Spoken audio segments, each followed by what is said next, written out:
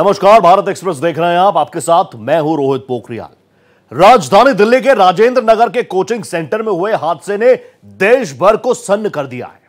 प्रशासनिक अधिकारी बनकर देश की बागडोर संभालने का सपना लिए युवा जिस जगह जी तोड़ मेहनत कर रहे थे, 3 छात्रों की जान लेने वाली कोचिंग सेंटर की वो लाइब्रेरी भ्रष्टाचार पर खड़ी थी।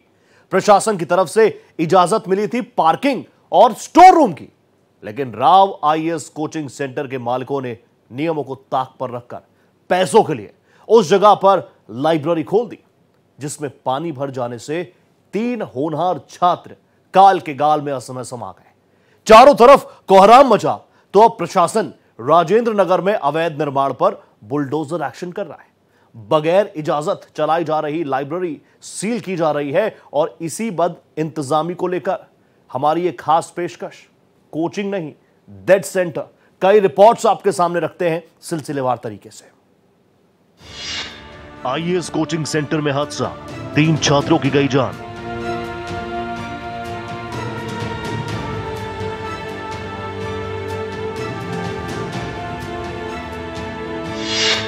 बेसमेंट में भरा पानी, भ्रष्टाचार ने लिखी मौत की कहानी।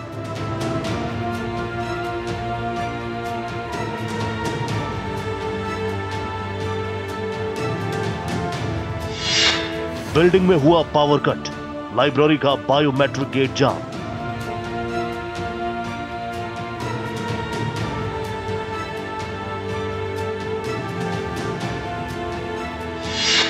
स्टोर रूम को बनाया लाइब्रेरी, अवैध तरीके से कमाए।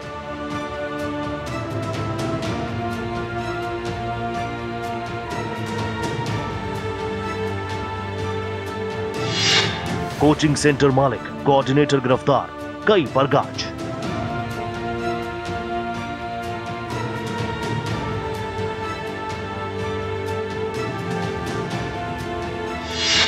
तेज रफ्तार दौड़ी थार, पानी का प्रेशर बढ़ने से गेट पर मार।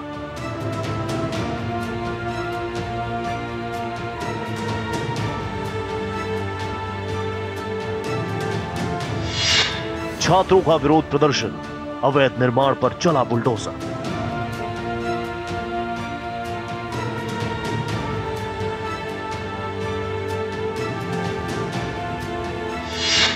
मजिस्ट्रियल जांच के आदेश, 13 अवैध कोचिंग सेंटर सील।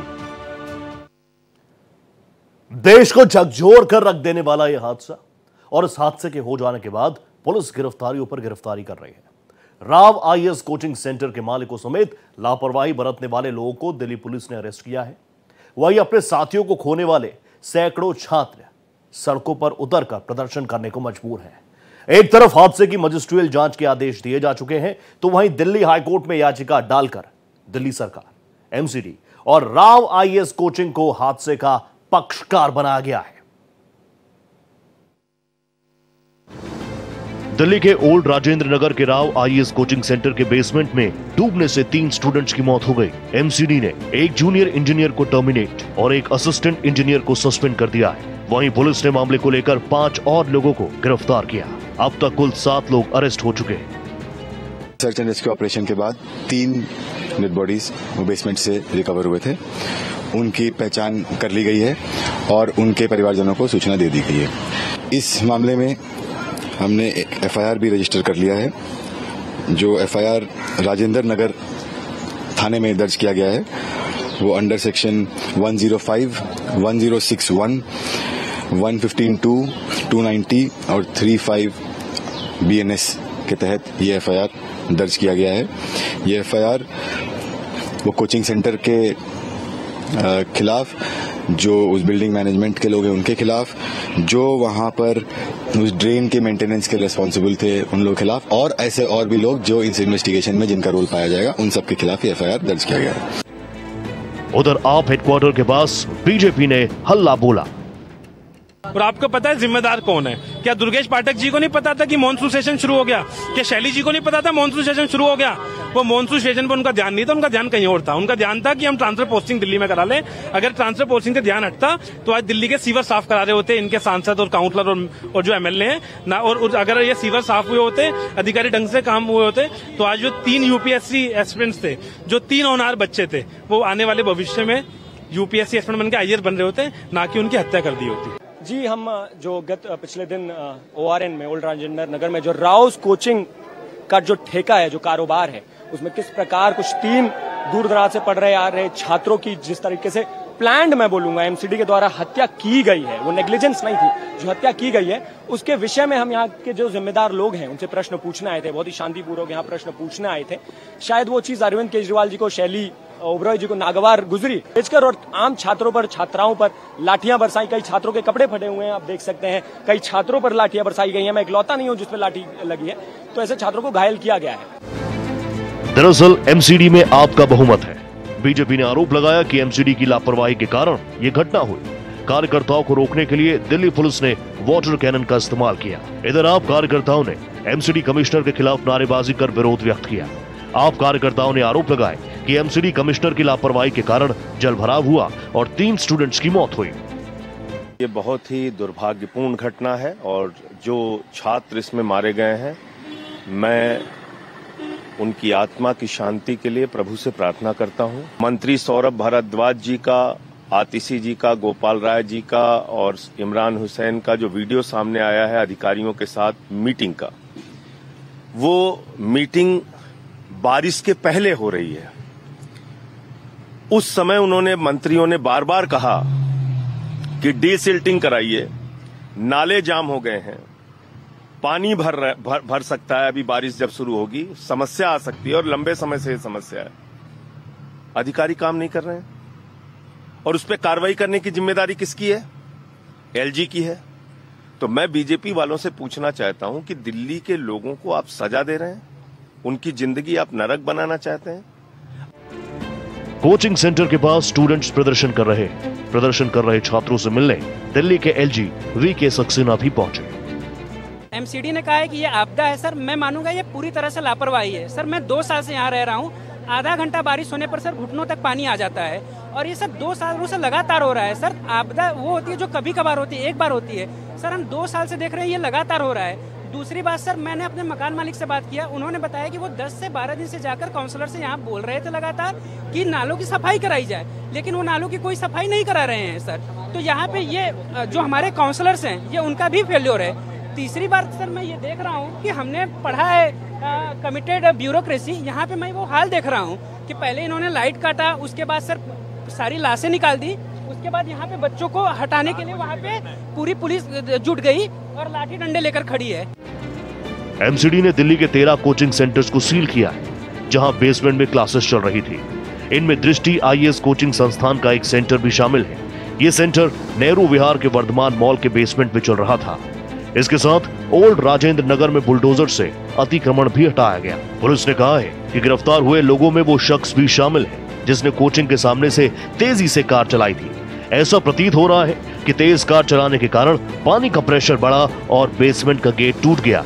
इसी के बाद बेसमेंट में बनी लाइब्रेरी में पानी भरा और स्टूडेंट्स डूबने लगे। अभी पानी तो निकल गया है, लेकिन एनफ इज एनफ।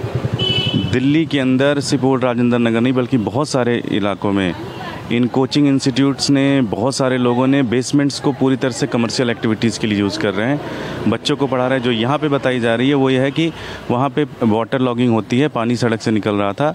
इनके बेसमेंट में बच्चे पढ़ रहे थे। जो कोई गाड़ी निकली है और वो दरवाज़ा, उनका गेट टूटा है, जिसके कारण से बेसमेंट में पानी गया है। लेकिन बेसमेंट में बच्चे पढ़ क्यों रहे थे? बेसमेंट में बच्चे क्या कर रहे थे? लाइब्रेरी खोल रखी है, बच्चे पढ़ा रहे हैं। ये टोटल क्रिमिनल एक्टिविटीज़ है। इनके खिलाफ सख्त से सख्त कार्रवाई होनी चाहिए और जो भी ऑफिसर इसमें रिस्पॉन्सिबल है उनके खिलाफ भी सख्त से सख्त कार्रवाई होनी चाहिए। ऐसे तो पूरी दिल्ली बर्बाद हो जाएगी। वहीं कोचिंग के छात्र लगातार दूसरे दिन भी एमसीडी और प्रशासन के खिलाफ नारेबाजी कर प्रदर्शन कर रहे हैं। मेंस तक कोई बच्चा पहुंचा और उसका खत्म हो गया। क्या करेगी गवर्नमेंट उसके लिए? क्या करेगी यहाँ की जनता उसके लिए? हम आउटसाइडर्स हैं, हम यहाँ आते पढ़ने लिए। हमारे माँ बाप हमको भेजते हैं कि पढ़ाई लिखाई करके बच्चा कामयाब हो जाएगा। अगर हम मर ही जाएंगे तो क्या? सर, हमारी डिमांड ये है कि जो स्टूडेंट के एक प्रॉपर यहाँ पे आए हैं, यहाँ पे 5 लाख स्टूडेंट्स रहते हैं अप्रॉक्स। हम कितना टैक्स देते हैं? 2 लाख, 2.5 लाख रुपए हमारी फीस होती है। रहने खाने का पीना खर्चा अलग होता है। उसके बाद भी यहाँ पे हमें वो मेंटेनेंस नहीं मिल रही जो एक प्रॉपर मेंटेनेंस स्टूडेंट्स को मिलनी चाहिए, सोसाइटी में मिलनी चाहिए। बता दें कि 27 जुलाई की रात को बिल्डिंग में पावर कट के कारण बेसमेंट में बनी लाइब्रेरी का बायोमेट्रिक गेट जाम हो गया। स्टूडेंट अंधेरे में लाइब्रेरी के अंदर फंस गए। गेट बंद होने के कारण पानी शुरुआत में बेसमेंट में नहीं घुसा था, लेकिन कुछ मिनट बाद ही पानी का प्रेशर तेज हुआ और गेट टूट गया। चश्मदीदों के मुताबिक गेट टूटने के बाद पानी तेजी से बेसमेंट में भरने लगा। बहाव इतना तेज था कि सीढ़ियां चढ़ना मुश्किल हो गया। कुछ सेकंड्स में ही घुटनों तक पानी भर गया। ऐसे में स्टूडेंट बेंच पर खड़े हो गए। महज 2-3 मिनट में ही पूरे बेसमेंट में 10 से 12 फीट पानी जमा हो गया। स्टूडेंट्स को बचाने के लिए रस्सियां फेंकी गई, लेकिन पानी गंदा था, इसीलिए रस्सी दिखाई नहीं दी। पानी में बेंच तैर रही थी, इसलिए रेस्क्यू में भी काफी दिक्कत हुई। देर रात 3 छात्रों के शव बरामद हुए। 14 बच्चों को रस्सियों के सहारे सुरक्षित रेस्क्यू किया गया। रेस्क्यू जब आखिरी चरण में था, तब भी 7 फीट तक पानी अंदर भरा हुआ था। उस सपने की जो आंखों में पलते हैं, उस सपने को अगर धक्का लगा है तो बच्चा कहां जाएगा। ये तैयारी बहुत मुश्किल होती है। सबको पता है कि देश की सर्वश्रेष्ठ एग्जाम के लिए सर्वश्रेष्ठ तैयारी करनी पड़ती है। बच्चे किताबों से दोस्ती कैसे करेंगे जब कागज की नाव चल रही हो तो डूबना और गल जाना तय है। और यही वजह है कि जब हम बात करते हैं लोगों से तो ये समझ में आता है कि उनका दर्द क्या है, उनकी परेशानी क्या है। सर आप बताइए, यहाँ पर है, आप क्या कहेंगे? जी, विरोध प्रदर्शन जारी है जब तक न्याय न मिले। और जिस हिसाब से घटनाएं हुई हैं, ये एमसीडी के अंडर में आता है। जो बेसमेंट वाली घटना हुई है तो एमसीडी पहली जिम्मेदार हुई। वाटर लॉजिंग समस्या बरसात के पहले क्यों नहीं ठीक होती है? बरसात के पहले ही अच्छी हो जानी चाहिए, उसी समय कार्रवाई होना शुरू हो जाए। दिल्ली को पेरिस बनाने की बात हो जाती है, दिल्ली की बात हो जाती है, तुलना उसकी कहां से कहां कर दी। लंदन इंग्लैंड से किया जाता है, लेकिन यहाँ पर हुआ क्या है? यहाँ पर 3 माओं ने अपने लाल खो दिए हैं, 3 बहनों ने अपने भाई खो दिए हैं। और सबसे बड़ी बात, एक उम्मीद की जो रोशनी थी उनके जिंदगी पर आ गई और सब कुछ खत्म सा हो गया है। दिल्ली में आईएएस कोचिंग संस्थान में पानी भरने से 3 छात्रों की मौत का मसला संसद में भी गूंजा। राज्यसभा में बहस छिड़ी तो सभापति जगदीप धनखड़ ने भी इस पर टिप्पणी की। उन्होंने कहा कि कोचिंग आज एक तरह का धंधा बन गया है। हम अक्सर अखबार पढ़ते हैं तो शुरुआत के 1-2 पन्ने में उनके ही विज्ञापन मिलते हैं। Coaching has become virtually commerce. Every time we read a newspaper, front 1 or 2 are by way of advertisements. In a country where opportunities, this silo is turning out to be a problem. Samajwadi party के अध्यक्ष अखिलेश यादव ने लोकसभा में Delhi coaching centre में 3 छात्रों की मौत का मुद्दा उठाते हुए कहा कि ये घटना दर्दनाक है। हम तो यूपी में देख रहे हैं जहां अवैध इमारत बनती है, सरकार बुलडोजर चलाती है। क्या ये सरकार बुलडोजर चलाएगी? जो घटना हुई है दर्दनाक घटना है। यूपीएससी के स्टूडेंट जो तैयारी कर रहे थे, आखिरकार प्लानिंग और एनओसी देने की जिम्मेदारी तो सभी अधिकारियों की है। अध्यक्ष महोदय, जिम्मेदार कौन है? उनके खिलाफ कार्रवाई क्या हो रही है? नंबर 1। दूसरा, ये केवल एक विषय नहीं है इलीगल बिल्डिंग। हम तो यूपी से अध्यक्ष जी देख रहे हैं, जहां इलीगल बिल्डिंग बनती है वहां बुलडोजर चलता है। क्या ये सरकार बुलडोजर चलाएगी कि नहीं चलाएगी? तो वहीं बीजेपी सांसद बांसुरी स्वराज ने कोचिंग सेंटर हादसे पर दिल्ली सरकार को घेरा। उन्होंने कहा, ओल्ड राजेंद्र नगर में नाले का पानी कोचिंग सेंटर के बेसमेंट में घुस गया, 3 छात्रों की मौत हो गई। ये बच्चे तेलंगाना, केरल और यूपी से आए थे। ये बच्चे आईएएस की तैयारी के लिए आए थे, अपना भविष्य उज्जवल करने आए थे, लेकिन दिल्ली सरकार के आपराधिक के कारण उन्होंने अपनी जान गंवा दी। एक बहुत ही हृदय विदारक घटना घटी है ओल्ड राजेंद्र नगर में, जहां पर नाले का पानी वो पूरा का पूरा बेसमेंट में, कोचिंग सेंटर के बेसमेंट में भर गया और पूरा का पूरा बेसमेंट जलमग्न होने के कारण 3 छात्रों ने अपनी जान गंवा दी। ये बच्चे तेलंगाना, उत्तर प्रदेश और केरल से आए थे। अध्यक्ष जी, ये दिल्ली में आईएएस एग्जामिनेशन की तैयारी करने के लिए आए थे, अपना भविष्य उज्जवल करने के लिए आए थे। लेकिन बहुत दुख से मुझे कहना पड़ता है कि दिल्ली सरकार की लापरवाही, यहाँ तक कि आपराधिक लापरवाही के कारण इन बच्चों ने अपनी जान गंवा दी। 1 दशक से आम आदमी पार्टी दिल्ली में सत्ता भोग रही है, लेकिन दिल्ली वासियों के लिए कोई काम नहीं कर रही। अध्यक्ष जी, पिछले 2 सालों से नगर निगम यानी एमसीडी भी दिल्ली सरकार के नियंत्रण में है।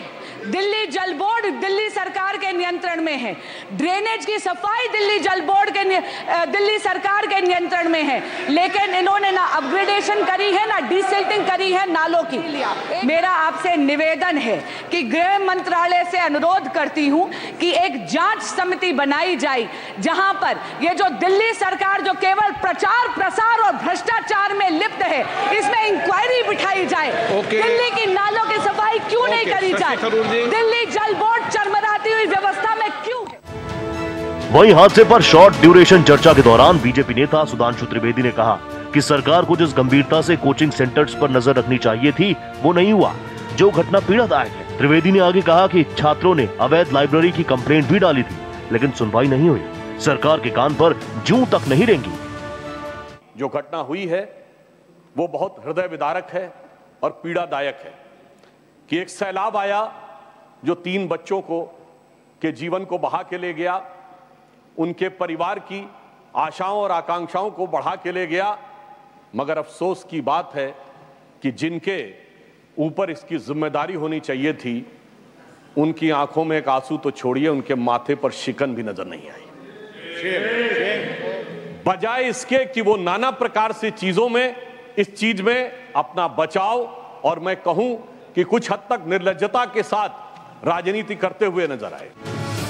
सुधांशु त्रिवेदी के आरोपों का संजय सिंह ने भी जवाब दिया। आप सांसद संजय सिंह ने कहा, हमारे मित्र सांसद सुधांशु त्रिवेदी हमारे साथ चले और सारे आंकड़े रखेंगे। मैं तीनों बच्चों की मौत पर प्रार्थना व्यक्त करता हूं, उनकी आत्मा को शांति मिले। नीट में जिन छात्रों का भविष्य बर्बाद हुआ, जिन्होंने आत्महत्या की, उनकी आत्मा की शांति के लिए ईश्वर से प्रार्थना करता हूं।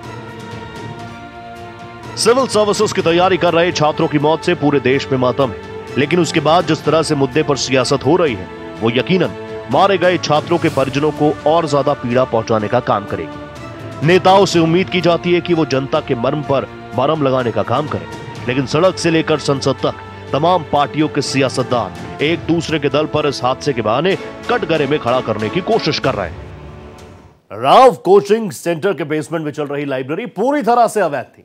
प्रशासन ने कोचिंग सेंटर को इस जगह पार्किंग या स्टोर रूम बनाने की इजाजत दी थी। हालांकि बेसमेंट में लाइब्रेरी खोले जाने के बाद भी इसकी शिकायत एमसीडी से की गई। जी हां, शिकायत की गई। अभी भी एमसीडी की वेबसाइट पर आप देखेंगे तो अंडर प्रोसेस ही नजर आ रहा है। इतने बड़े हादसे के बाद कोई एक्शन नहीं लिया गया। कुंभकर्णीय नींद में निगम सोता रहा और आखिरकार एक बड़े हादसे में 3 छात्रों की मौत हो गई। अब यह मसला हाई कोर्ट पहुंच चुका है।